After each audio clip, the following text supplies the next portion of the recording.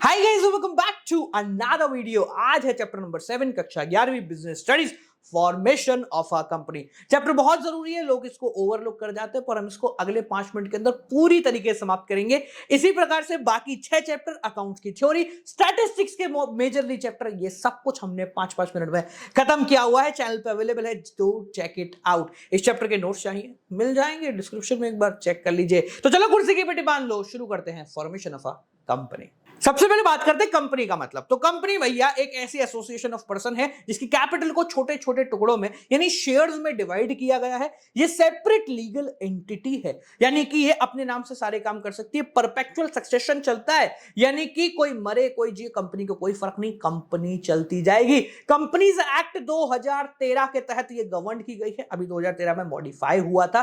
साथ साथ में इसके टोटल कैपिटल को छोटे छोटे शेयर्स के अंदर डिवाइड किया गया है। अगर आपको एक कंपनी बनानी है तो 4 स्टेजेस से गुजरना पड़ेगा। सबसे पहला आता है promotion, then incorporation, then capital subscription and finally commencement of business. पहले से शुरू करते हैं प्रमोशन के स्टेज से। प्रमोशन का मतलब वो नहीं है जो आप समझ रहे हो। प्रमोशन का मतलब है द फर्स्ट स्टेज, यानी आपके दिमाग में एक आइडिया आया कि मैं इस तरीके की कोई कंपनी खोल सकता हूं। तो it is basically an idea stage, जहां पर एक बंदे या कुछ लोगों के दिमाग में एक आइडिया आ रहा है टू इनिशिएट और टू फॉर्म अ कंपनी। अच्छा, जिन लोगों के दिमाग में ये आइडिया आया है या जो लोग मिलकर इस आइडिया को एग्जीक्यूट कर रहे हैं, उनको बोलते हैं द फर्स्ट मेंबर्स और the promoter of the company. तो प्रमोटर मतलब वो लोग जिनके दिमाग की ये पूरी की पूरी उपज है। बात करते हैं कि काम क्या होता है भाई इन लोगों का। तो सबसे पहले आइडेंटिफाई करना बिजनेस अपॉर्चुनिटी को कि हाँ ये वाला काम हम लोग कर सकते हैं। अब आइडेंटिफाई करने के बाद डायरेक्टली शुरू नहीं किया जाता, पैसे नहीं लगाए जाते। दूसरा काम होता है फिजिबिलिटी स्टडी, मतलब ये देखना कि जो हमने सोचा है वो प्रैक्टिकली पॉसिबल है या नहीं है। जैसे आज की तारीख में मैं सोच दूं 100 रुपए में बंदे को यहां से चांद तक भेज देंगे और वापस भी ले आएंगे, तो क्या ये प्रैक्टिकली पॉसिबल है? इसको चेक करना बहुत ज्यादा जरूरी है। इसके अंदर 3 फिजिबिलिटी स्टडी होती है। पहली टेक्निकल स्टडी, यानी कि टेक्नोलॉजिकली क्या ये आइडिया पॉसिबल है। दूसरा फाइनेंशियली स्टडी, कि इसके लिए पैसे का जुगाड़ जितना हमें चाहिए उतना मार्केट से मिल जाएगा या नहीं मिलेगा। और तीसरा इकोनॉमिक स्टडी, ये सब करने के बाद रोकड़ा बचेगा क्या, प्रॉफिट है क्या। अगर इन तीनों स्टडी में आपका आइडिया पास हो जाता है तो फिर आप तीसरे काम की तरफ जाएंगे, जो कि है एक नेम का अप्रूवल लेने, यानी अपनी कंपनी का एक नाम डिसाइड करके आप उसका अप्रूवल लेने जाएंगे। बात आती है अप्रूवल लेने कहां जाएंगे, तो registrar of company in a specific state, जहां पर आपको शुरू करना है। मतलब अगर मुझे राजस्थान में शुरू करना है तो राजस्थान के रजिस्ट्रार के ऑफिस में मैं चला जाऊंगा, रजिस्ट्रार ऑफ कंपनीज के ऑफिस में, जहां जाके मैं अपनी कंपनी के नाम को रजिस्टर्ड करा लूंगा। याद रखें ये कंपनी का नाम कैसा होना चाहिए, बाकी कंपनियों से बिल्कुल अलग होना चाहिए। अच्छा है अगर सजेस्टिव होगा तो, क्योंकि 2 कंपनियों का एक नाम नहीं हो सकता। आज मैं एप्पल का दूसरा कंपनी नहीं खोल सकता हूं, क्योंकि पहले से उसका नाम रजिस्ट्रार में फिक्स है। अगर आपका नाम बिल्कुल अलग है, डिस्टिंक्टिव है, रजिस्ट्रार ने ओके कर रहा है, तो अगला काम होता है सिग्नेचर कराना उन लोगों से अपने एमओए पे।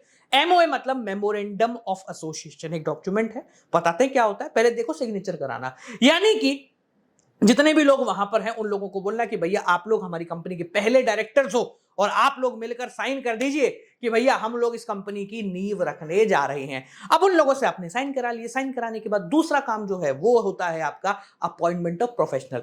अब मेरे दिमाग में आइडिया है, पर उस आइडिया को एग्जीक्यूट करने के लिए मुझे बहुत सारे दिमाग वाले बंदे चाहिए, जैसे ऑडिटर हो गए, बैंकर्स हो गए, और भी बहुत सारे दिमाग वाले टेक्निकल एफिशिएंट इंजीनियर्स हो गए। इन सब लोगों की मुझे जरूरत पड़ेगी ताकि मैं अपने डॉक्यूमेंटेशन को प्रॉपर कर सकूं। सीए भी रखने पड़ेंगे भैया। और साथ साथ में कंपनी के बारे में जब हम आगे बढ़ेंगे तो उसके लिए क्या क्या जुगाड़ चाहिए हमें, उनके बारे में भी सोच सकूं। क्योंकि क्या है, अभी तक हमने डॉक्यूमेंट जमा नहीं कराए हैं, अब जमा कराने पड़ेंगे तो पहले बनाने पड़ेंगे। अगला काम आता है आपका लोगों को हायर करने के बाद डॉक्यूमेंट बनाना। बेसिकली 2 डॉक्यूमेंट के बारे में आपको मेनली पढ़ना, एक है एमओए, दूसरा है एओए।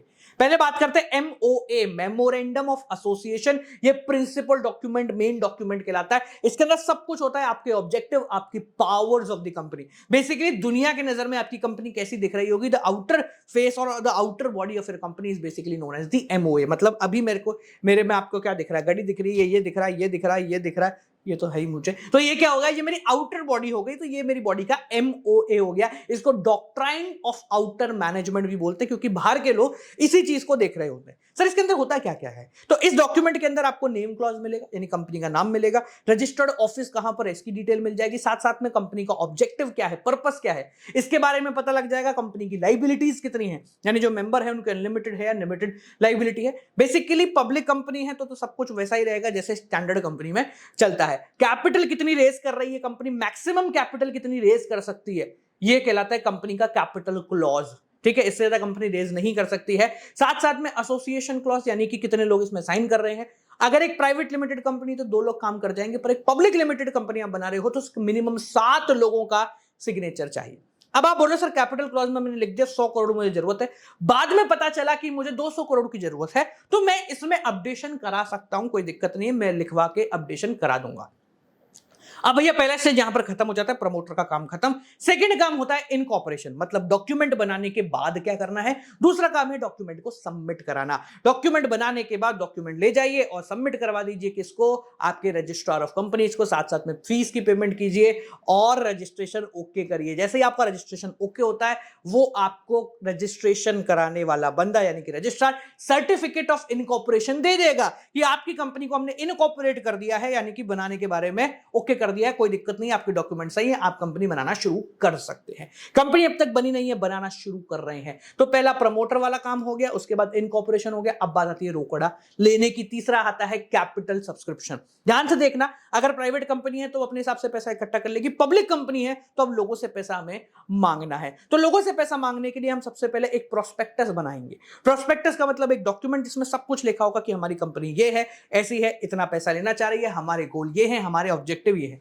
सादा भाषा में एक एडवर्टाइजमेंट जो हम पब्लिक को दिखा रहे हैं कि देख लीजिए ये है हमारी पूरी की पूरी कहानी। अगर आपको लगता है कि हम पैसा बनाने में इच्छुक हैं और पैसा बना सकते हैं तो आप हमारे पास पैसा डाल दीजिए। ये आपको रजिस्ट्रार को भी देना पड़ता है क्योंकि भैया उसी ने सारा काम किया है। ये बनाने के बाद अब आपको पैसा इकट्ठा करना है। तो इकट्ठा करने की क्या क्या प्रोसेस है, सबसे पहले आपको सेबी से परमिशन लेनी पड़ेगी, अप्रूवल लेना पड़ेगा कि हम स्टॉक मार्केट में आना चाहते हैं। सेबी सबको ध्यान रखती है, वॉच डॉग की तरह काम करती है। तो सेबी जो है ना वो ध्यान रखती है कि भैया गलत कंपनी तो नहीं आ रही, फ्रॉड कंपनी तो नहीं आ रही। तो आप सेबी से अप्रूवल लेंगे इस चीज का कि हम जो है ना अपने कंपनी को मार्केट में, स्टॉक मार्केट में लिस्ट करना चाह रहे हैं। आप जहां के मार्केट में लिस्ट करना चाहते हैं वो आपके ऊपर है, Bombay stock exchange, national stock exchange या किसी और एरिया के स्टॉक एक्सचेंज के अंदर। अब आपने ये कर दिया, आपने जो प्रोस्पेक्टस बनाया था उसको फाइल कर दिया, यानी कि रजिस्ट्रार को डिपॉजिट करा दिया। डिपॉजिट कराने के बाद तीसरा काम, इंपॉर्टेंट लोगों को इकट्ठा करो। इंपॉर्टेंट लोग मतलब बैंकर, ब्रोकर, अंडरराइटर। बैंकर कौन होते हैं? बैंकर वो लोग, मान लीजिए कि आप जिस बैंक से पैसा लोगे ना, बेसिकली पब्लिक आपको कैसे पैसा देगी, तो वो एक बैंक अकाउंट में पैसा जमा कराएगी। तो बैंकर्स के अंदर वो सारे एरिया आ जाता है, वो सारा का सारा ऑपरेशन जाता है जहां पर पब्लिक आपके उधर पैसा जमा करा रही है। दूसरे आते हैं ब्रोकर। आपके शेयर को कौन बेचेगा? अंबानी जी थोड़े ले लेके घर पे शेयर बेचने जाएंगे, तो वो कुछ लोगों को अपॉइंट करते हैं जो कि उनके बिहाफ पर शेयर्स को बेच रहे होते हैं। तीसरा होता है अंडरराइटर। एक कॉन्सेप्ट होता है मिनिमम सब्सक्रिप्शन, कि अगर आपने पब्लिक को बोला कि 10 करोड़ रुपए में चाहिए, पब्लिक ने बोला कि हम तो 8 करोड़ ही देंगे, तो कंपनी इंस्टेंट बंद हो जाएगी। तो इसके लिए जो डेफिसिट होता है उसको सुधारने के लिए हम कुछ लोगों को अपॉइंट करते हैं कि अगर पब्लिक ने नहीं खरीदे तो तुम फटाफट जाके खरीद लेना, नुकसान नहीं होना चाहिए। उनको बोलते हैं अंडरराइटर्स। ये कमीशन चार्ज करते हैं जरूरत पड़ने पे। नेक्स्ट आता है मिनिमम सब्सक्रिप्शन। क्या होता है? तो आपने जितना पैसा पब्लिक से मांगा है उसका एटलीस्ट 90% आपको आने वाले 120 दिन के अंदर मिल जाना चाहिए। अगर मिल जाता है तो कंपनी शुरू हो जाएगी, नहीं मिलता है तो 10 दिन का और इंतजार करना है। 130वें दिन जो है आपको सबका पैसा रिटर्न करना है, आपकी कंपनी वहीं बंद हो जाएगी, शुरू होने से पहले ठप्प पड़ जाएगी। ठीक है, तो ये होता है मिनिमम सब्सक्रिप्शन। आपकी जिम्मे पैसा आ गया, अब पैसे के बदले आपको शेयर देने पड़ेंगे। इस पूरे टाइम में 2, 4, 5, 6 दिन का जो है समय होता है। अब यहां पर कंपनी क्या कर रही होगी, स्टॉक मार्केट या स्टॉक एक्सचेंज में एक एप्लीकेशन डाल रही होगी, जिस भी स्टॉक एक्सचेंज में उसको लिस्ट होना है कि भैया हम जो है एक बढ़िया कंपनी है, सेबी से अप्रूवल मिल चुका है, अब हमें आपके स्टॉक एक्सचेंज में अपनी कंपनी को लिस्ट कराना है, ऐसा नाम दिखाना है। उसके लिए हमें कंपनी के लोगों को, जो भी हमारे शेयर होल्डर है, उनको शेयर्स देने पड़ेंगे। तो आप हमें आज्ञा दीजिए कि हम जो है यहां पर लिस्ट हो जाए। अब भैया आप लिस्ट हो चुके हैं तो अगला काम है अलॉटमेंट करना, यानी शेयर बांटना। अब तक यानी कि आपको जब पैसा मिल गया था लोगों से और अब तक जब तक अलॉटमेंट नहीं करा पाए, 4, 6, 5, 7, 10 दिन के अंतराल के अंदर वो पैसा आप इस्तेमाल नहीं कर सकते, वो किसी और बैंक अकाउंट में सेपरेटली पड़ा रहेगा। आजकल तो बस ब्लॉक होता है, कहीं जाता भी नहीं है पैसा। और जब आपको पता लग गया कि भैया सारे अप्रूवल मिल चुके हैं अब हमें और हम पैसे को इस्तेमाल कर सकते हैं, तो आप उस पैसे को अपने पास ले लेते हैं। जिन लोगों को शेयर देना है उनको दे देते हैं। अगर एक्स्ट्रा लोगों ने शेयर दिए हैं आपको, मतलब एक्स्ट्रा लोगों ने अप्लाई करा था, तो उनको हाथ जोड़ के बोल देते हैं सर अब जो है हम आपको शेयर नहीं दे सकते, हमारा लॉट भर गया है। ठीक है, और उनको पैसा आप रिटर्न कर देते हैं। और ये सारा काम करने के बाद आप रजिस्ट्रार के पास ये जमा कराते हैं कि ये हमारे पहले शेयर होल्डर। अब ये सब कराने के बाद अगला काम है आपका शुरू करना, यानी कमेंसमेंट ऑफ बिजनेस। आपने 4 स्टेजेस में काम किया, पहले प्रमोशन, उसके बाद इनकॉर्पोरेशन, उसके बाद कैपिटल सब्सक्रिप्शन, पैसा आ गया। अब क्या सोच रहे हो? चलो चलो धंधा शुरू करो। अब धंधा कैसे करना है ये दुनिया में कोई नहीं सिखा सकता, इसलिए हमारा चैप्टर यही समाप्त हो जाता है। ठीक है, तो आई होप सो बालको आपको ये चैप्टर पूरी तरीके से समझ में आया हो। समझ में आया तो फटाफट से एक लाइक जरूर कर देना। साथ साथ में इस तरीके से बाकी सभी चैप्टर्स भी हमने कराए हुए हैं, go and check it out right now. मिलते हैं अगले चैप्टर के साथ। Statistics, economics, accounts, business, micro, सब कुछ इसी चैनल पे होगा, तो सब्सक्राइब करे बिना बिल्कुल मत जाना। टिल देन बालको keep on watching. Good night, bye, नमस्कार।